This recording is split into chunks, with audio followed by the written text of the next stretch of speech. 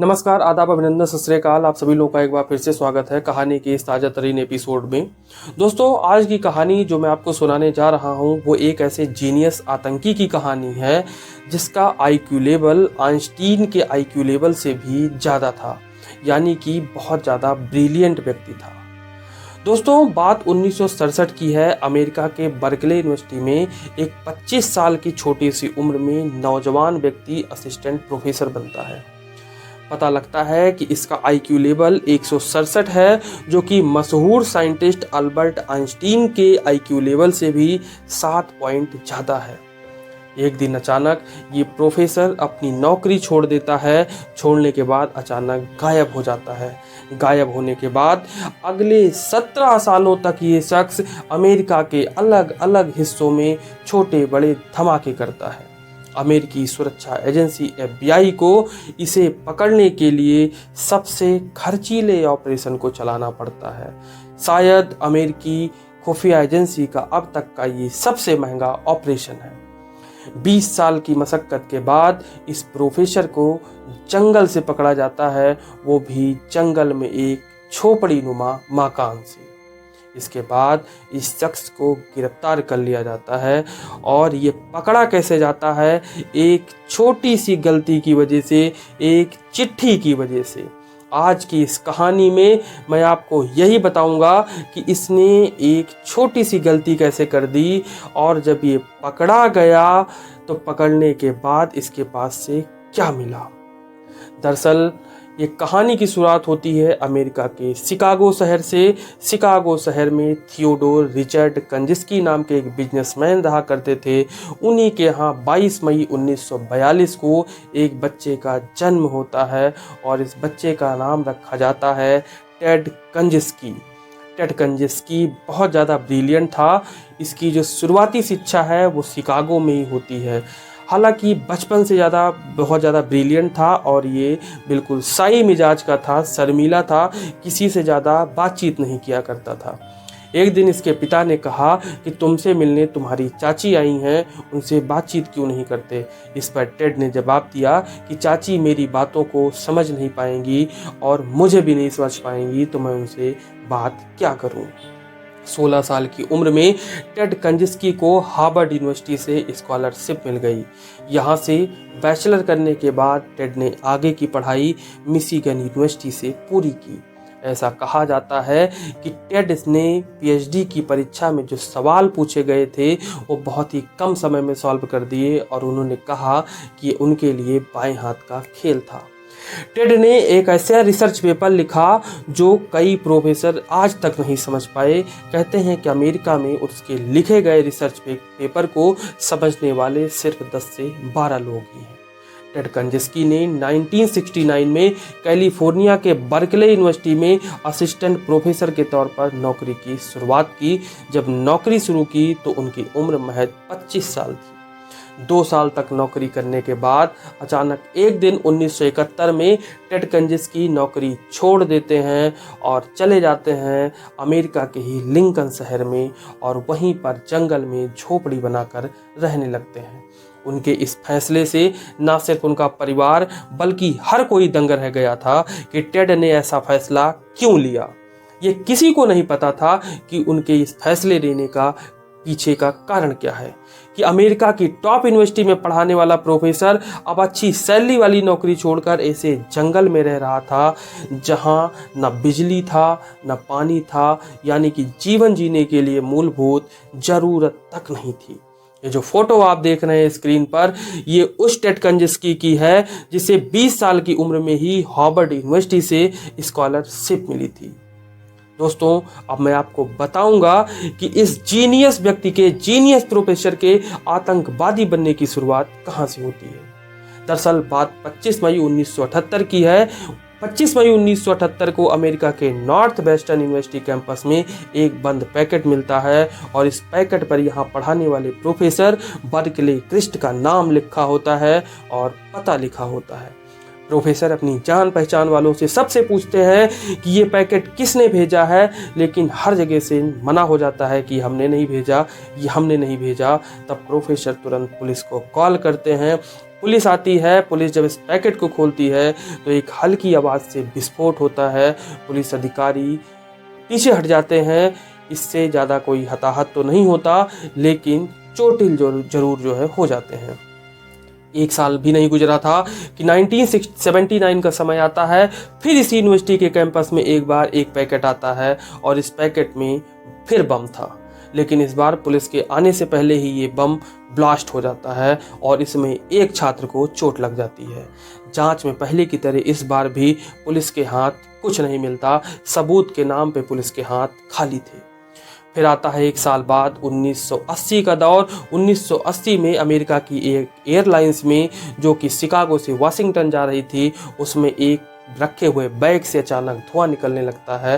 बाद में जांच की जाती है तो सामने आता है कि प्लेन में बम रखा गया था, लेकिन किसी तकनीकी खराबी की वजह से ये बम नहीं फट सका। लिहाजा किस्मत से प्लेन में सफ़र कर रहे सैकड़ों लोगों की जान बाल बाल बच जाती है। इसी तरीके से अलग अलग धमाके में अमेरिका के 2 लोगों की और मौत हो जाती है।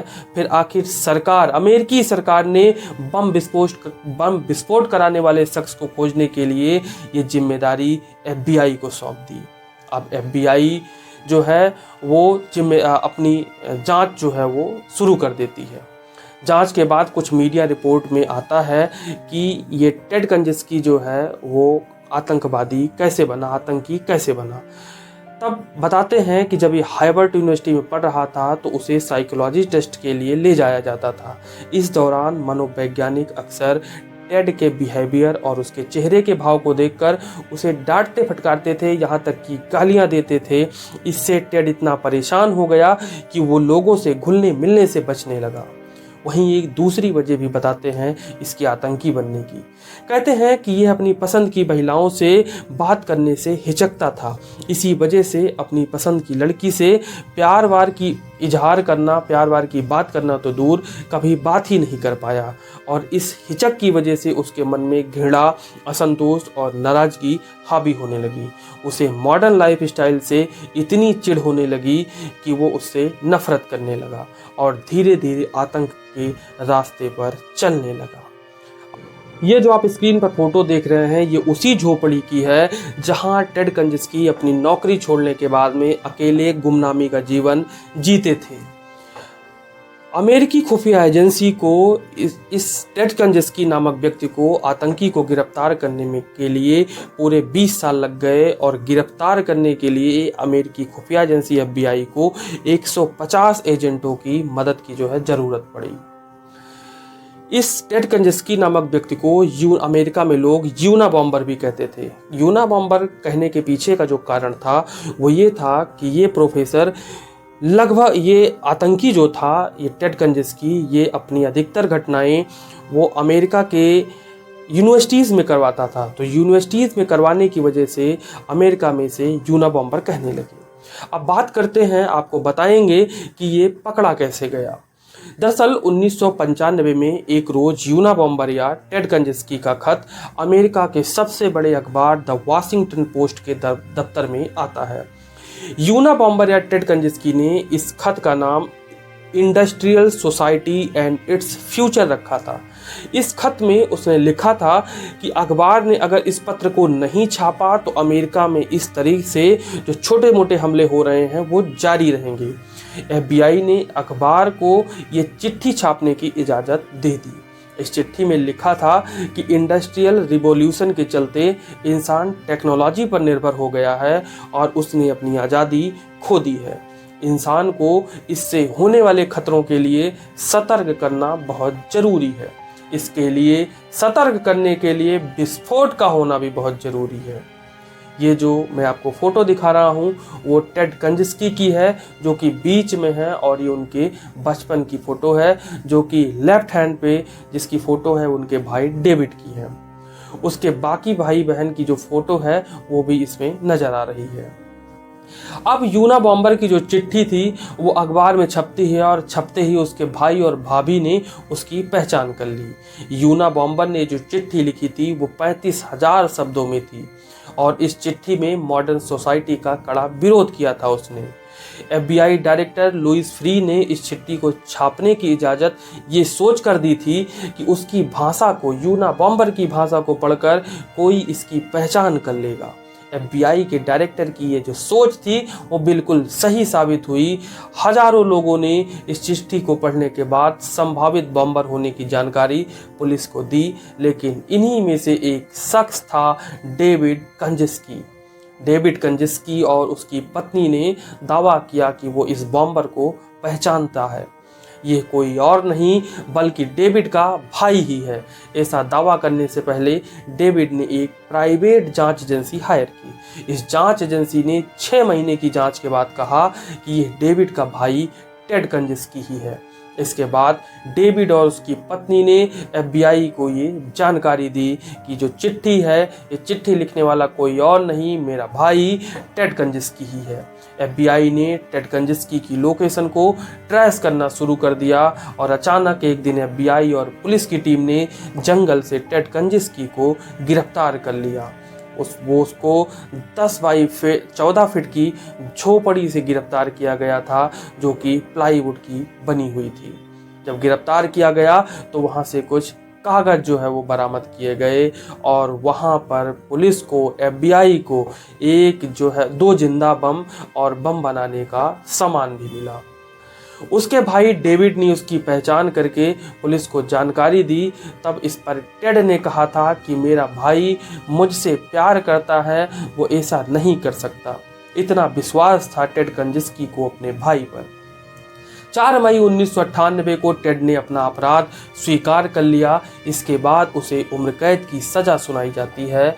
10 जून को लंबे समय से बीमारी से जूझ रहे टेड कंजिस्की की आखिरकार जेल में मृत्यु हो जाती है, लेकिन कुछ रिपोर्ट में ये भी दावा किया जाता है कि टेड कंजिस्की ने आत्महत्या कर ली थी। जब उसका शव उसके सेल से बरामद हुआ तब वो बेहोश था। इसके बाद जब अस्पताल ले जाया जाता है तो डॉक्टर उसे डेड डिक्लेयर कर देते हैं।